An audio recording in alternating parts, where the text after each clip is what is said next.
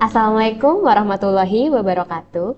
Shalom, Om Swastiastu, Namo Buddhaya, salam kebajikan bagi kita semua. Halo Cian People, selamat datang di acara yang kita cintai yaitu Cian Talks. Saya Afro Faradila, selaku host yang akan memandu teman-teman pada acara ngobrol bareng dengan narasumber yang keren banget di Cian People. Nah, Cian People penasaran gak sih dengan materi dan narasumber yang akan kita bawakan pada episode kali ini? Cian Talks pada kesempatan kali ini akan membawakan narasumber yang keren banget nih Cian People. Seseorang ini merupakan mahasiswa berprestasi di Prodi S1 Sistem Informasi. Langsung aja nih kita sambut pembicara kita yang keren banget yaitu Bang Arvin Zulfikar. Halo semuanya. Halo Bang Arvin. Gimana nih kabarnya hari ini? Alhamdulillah baik sekali. Oke.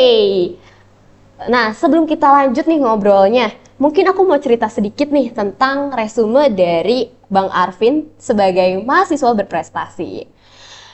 Bang Arvin merupakan mahasiswa berprestasi jurusan S1 Sistem Informasi. Bang Arvin juga merupakan penerima beasiswa dari Bank Indonesia dan saat ini dia menjabat sebagai Ketua Umum Genbi Telkom University dan juga Ketua Dewan Pengawas Search Telkom University. Selain aktif berorganisasi, Bang Arvin juga aktif berkompetisi nih guys. Bang Arvin nih memenangkan beberapa lomba di berbagai bidang, contohnya di bidang IT maupun di bidang bisnis. Nah, fun fact-nya adalah Bang Arvin ini merupakan salah satu asprak aku di mata kuliah algoritma pemrograman.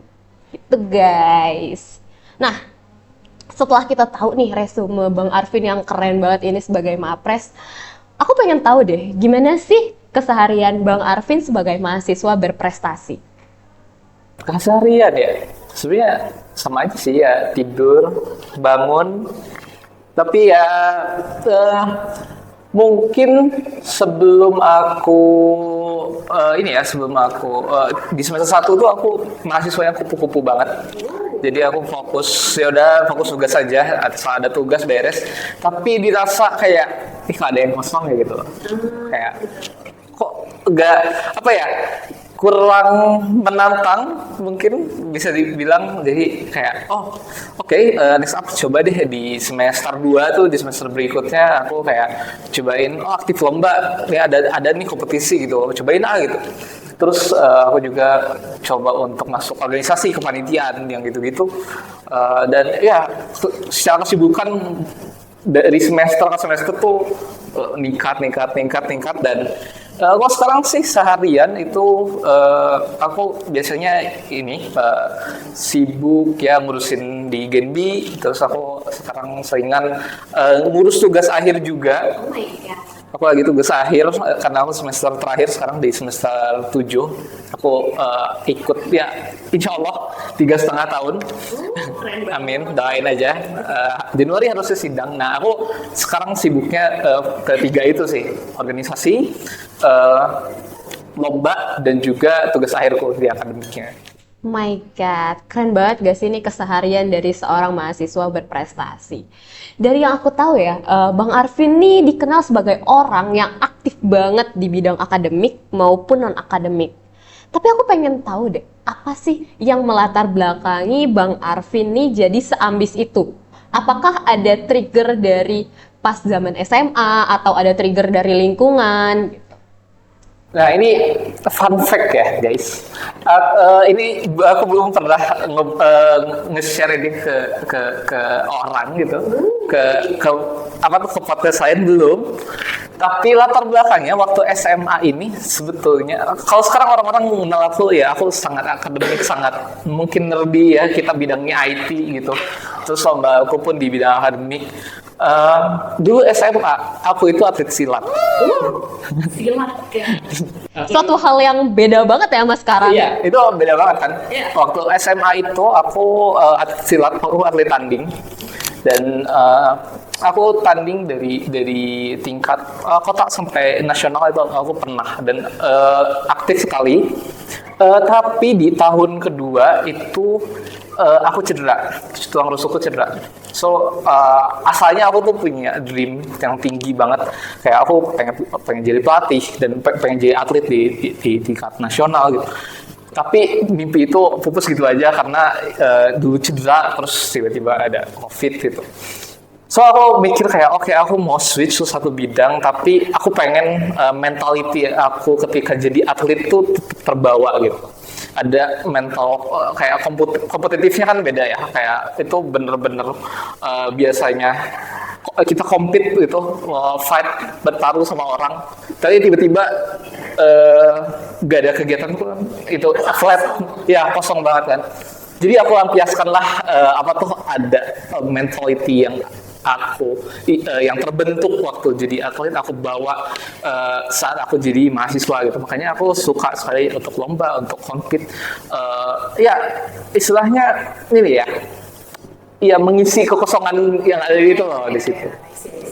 Itu latar belakangnya. Oh my god, keren banget gak sih Cian People, kayak Bang Arvin ini amat sangat apa ya, kompetitif di dalam hidupnya gitu.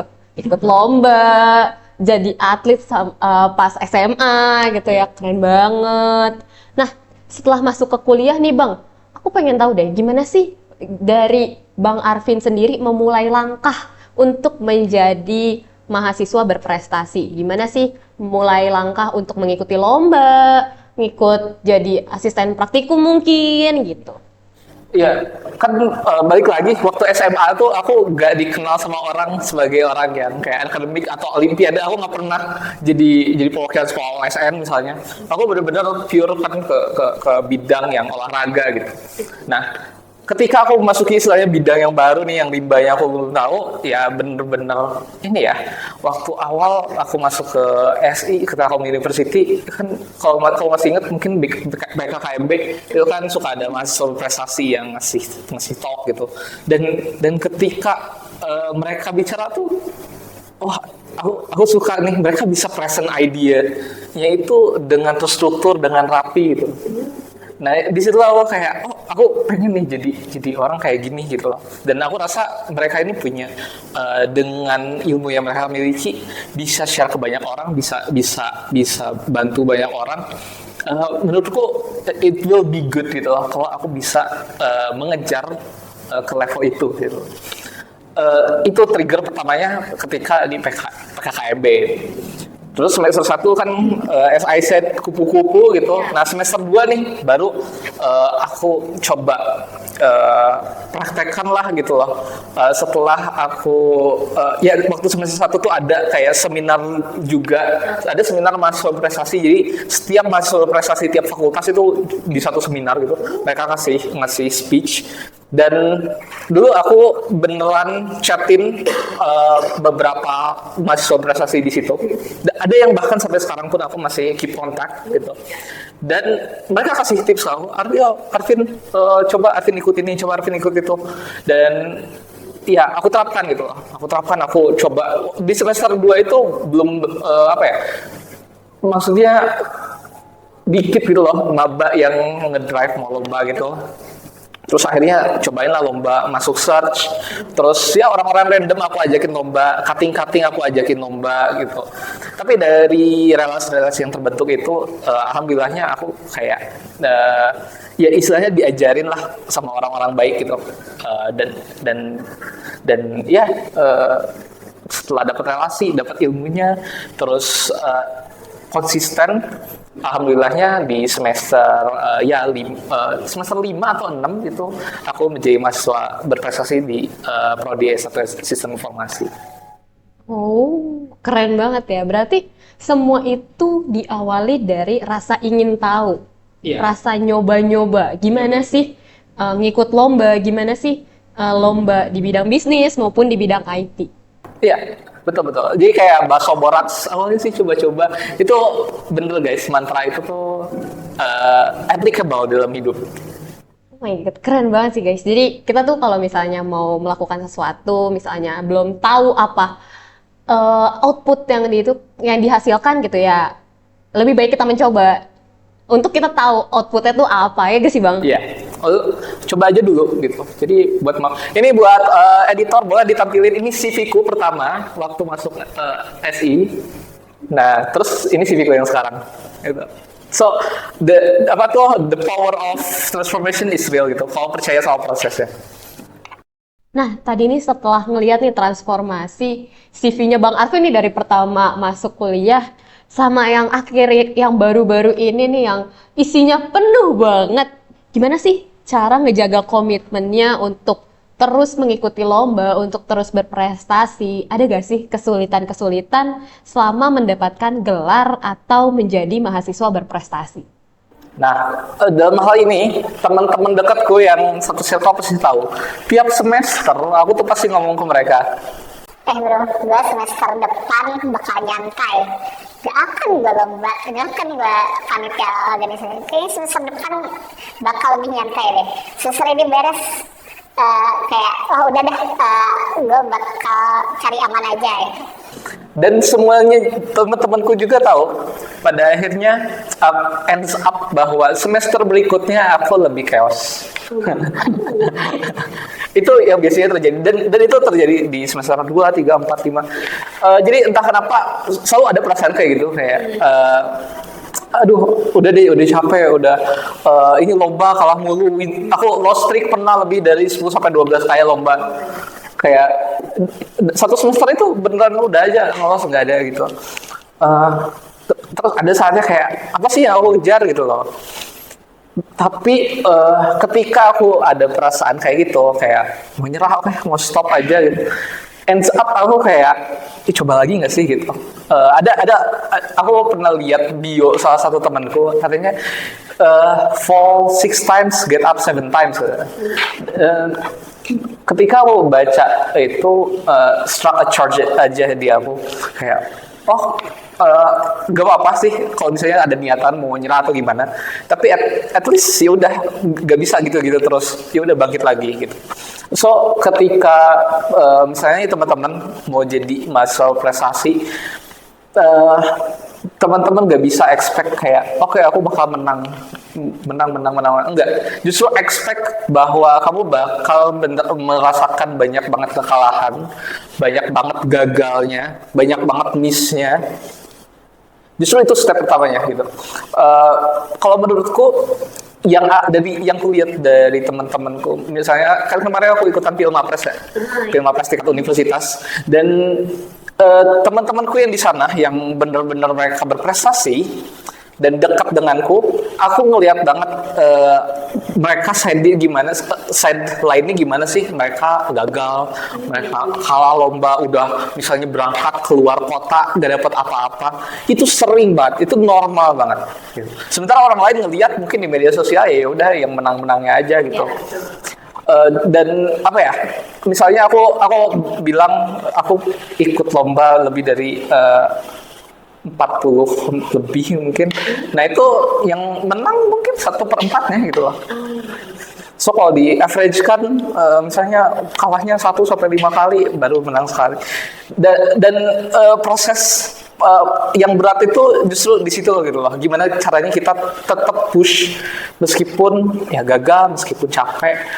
Disitulah kita nanti outputnya ada kayak mental advantage-nya gitu loh. Meskipun Gen Z kan dikenal sama generasi strawberry-nya nih, kita jadi bisa different lah dari average, kita bisa lebih tahan gitu.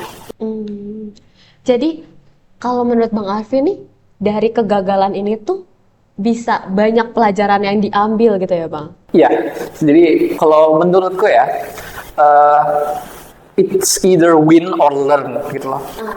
It's either win or learn. Jadi ada doktrin ketika aku jadi atlet dulu waktu jadi atlet silat. Salah seorang pelatihku bilang gini, Vin, kamu itu emas atau pengecut pokoknya gitu.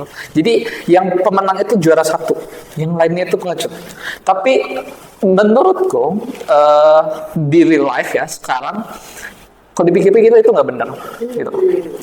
It's either win or learn. Misalnya kamu juara 1, oke, win. Tapi misalnya kamu nggak juara pun, kamu bisa take pelajarannya apa gitu. Menurutku yang disebut tanda kutip pecundang itu adalah yang kalah terus yaudah menyerah aja deh, nggak ini nggak worth it gitu loh. Udah mental block. Nah itu yang nggak baik. So it's okay kalau teman-teman gagal terus, gitu.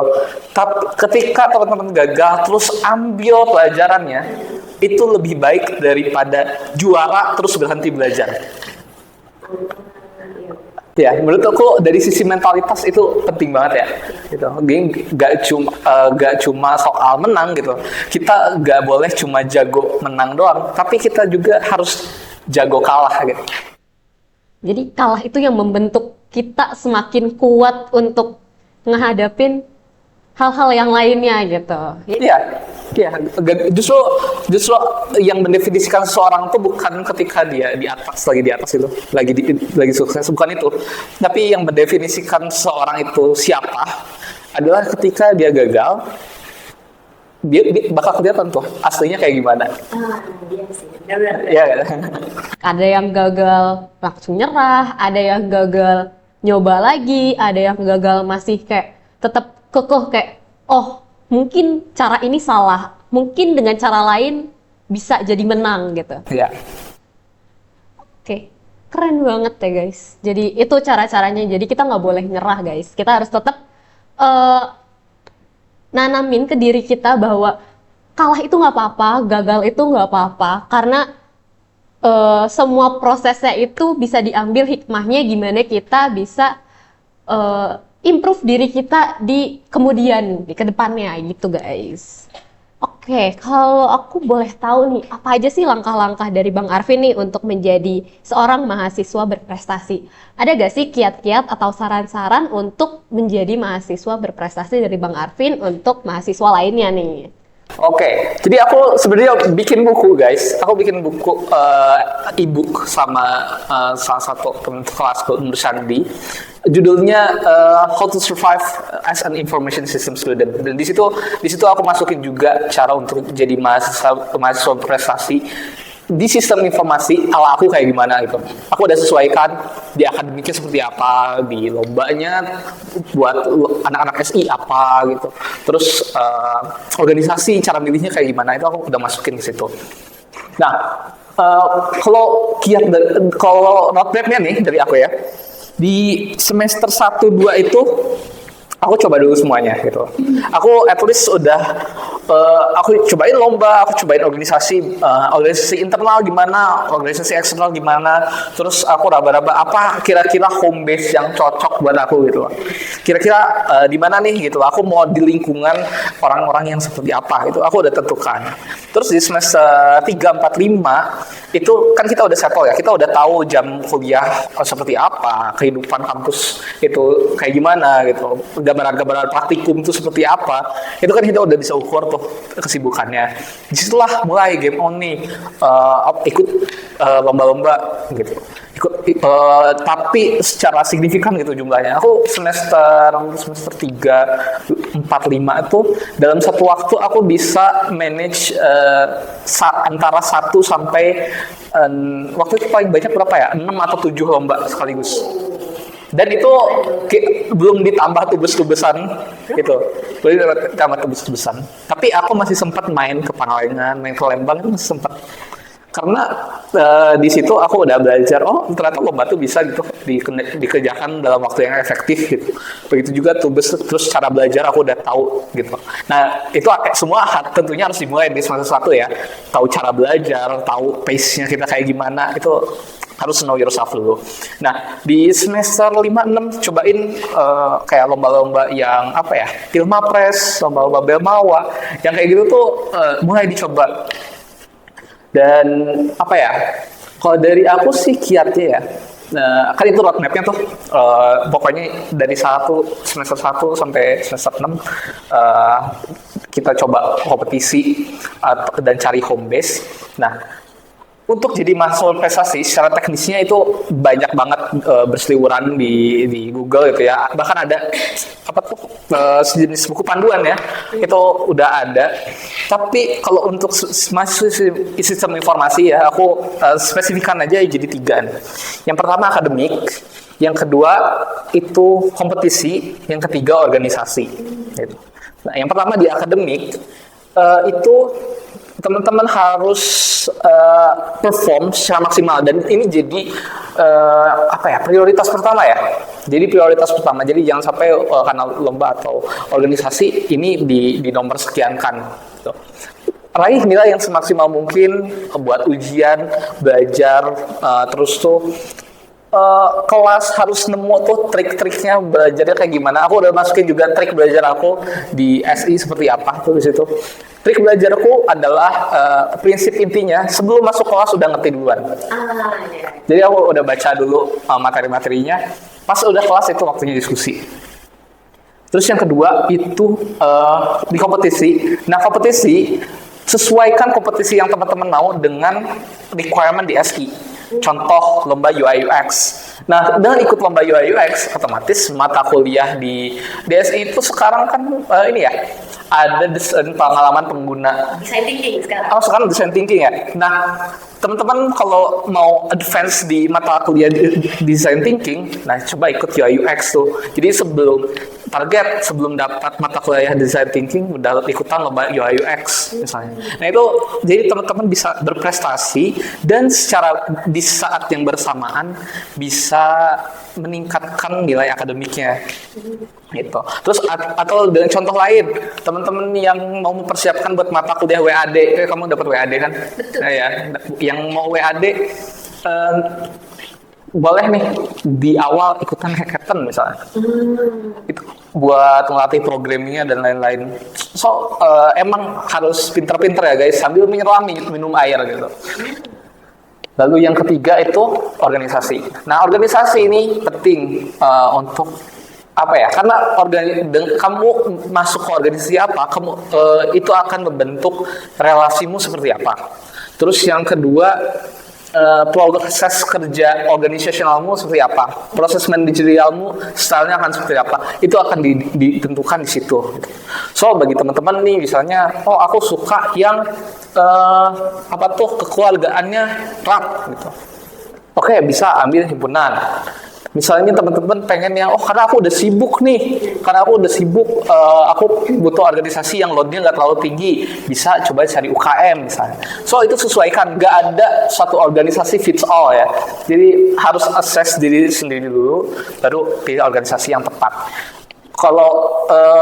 Dan setelah ketemu nih dari tiga ini ada plus satunya.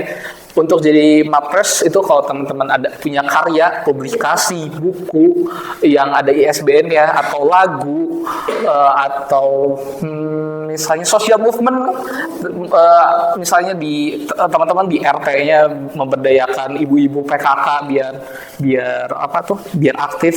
Nah itu bisa jadi poin untuk menjadi mahasiswa berprestasi. Jadi dari selain 3 tadi yang lomba, organisasi, dan juga akademik, itu ada tambahannya juga ya Bang? Iya, betul, ada tambahan. Kalau dari Bang Arvin sendiri nih, karyanya tuh apa sih Bang kalau boleh tahu? Kalau dulu aku ketika Pilmapres, aku itu fokus ke 3 yang tadi sih. Aku baru tahu karya, makanya ini evaluasi buat teman-teman next yang mau masuk ke Pilmapres universitas ya. Coba tambahin nih di karya ini, poinnya gede banget. Sayangnya aku belum punya nih karya misalnya yang kayak publikasi kayak gitu. Aku lebih ke project-project aja. Nah, tapi poinku itu difokuskannya di kompetisi sama jabatanku di organisasi. Itu guys. Itu guys, ternyata Bang Arvin tuh keren banget ya guys sih. Dari lombanya, organisasinya, akademiknya, semuanya seimbang. Nah itu balik lagi gak sih Bang ke time management? Gimana sih cara kita nge-manage dengan kita ikut lomba, dengan kita tetap mempertahankan akademik kita? Betul gak sih Bang? Ya, time management. Dan itu hal yang paling sering ditanyakan ya sama teman-temanku. Atau ini aku tadi baru aja dari Kancau dan kayak ada adik tingkat nanya, Bang, gimana caranya time management? Karena sekarang aku sibuk organisasi, terus aku jarang kelas. Itu case sebenarnya kejadian ya. Banyak kok yang kayak saking banyaknya organisasi terus kelasnya ketinggalan gitu. Gimana sih manajenya, kayaknya gak sehat deh gitu. Aku ngambis tapi kurang tidur gitu misalnya. Kalau menurut aku sih Yang penting kalau time management itu waktunya dicatat dulu gitu. Pakai Google Calendar atau semacamnya gitu. Ada saying katanya apa ya? What gets noted atau what gets written gets managed katanya. Apa yang ditulis, apa yang tercatat itu akan termonitor gitu. Akan secara bawah sadar kita akan ngatur gitu. Ya, kalau time managementnya udah advance, aku yakin bisa juga gitu seimbang antara tiga domain gede itu di perkuliahan. Wah, keren banget sih guys. Dari Bang Arvin ini sendiri.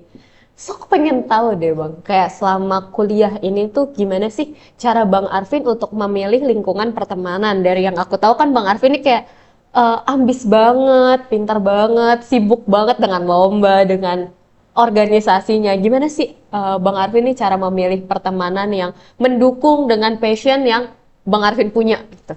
Oh ya, alhamdulillah sih teman-temanku tuh kayak sangat suportif gitu di teman-teman kelas gitu. Kayak ya itu yang pasti suportif ya, yang pasti suportif gak apa ya, lingkungannya gak toxic gitu, yang apa ya, yang circle yang hanya dibentuk untuk misalnya ngomongin orang atau ngegibahin orang, nah itu kan kayak capek ya. Nah ketika kamu ketemu sama teman-teman yang apa tuh, yang istilahnya saling mendukung gitu secara akademik, secara moral, yang apa sih istilahnya kalau cewek main 911 ya, yang one call away gitu loh.